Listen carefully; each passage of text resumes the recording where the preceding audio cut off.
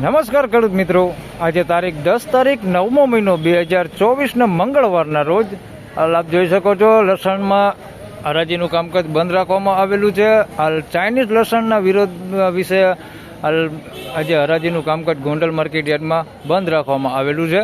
તેમજ આવક આપને જણાવી દઉં, જોઈ શકો છો તમે 9 નંબરના છાપરામાં આખું ભરાઈ ગયું છે. તેમજ બાજુમાં 10 નંબરના છાપરામાં પણ આવક રહેલી છે. તો આ વિડીયોમાં બસ આટલું જ. આ જણાવવા માટે જ મેં આજે આ વિડીયો બનાવેલો છે.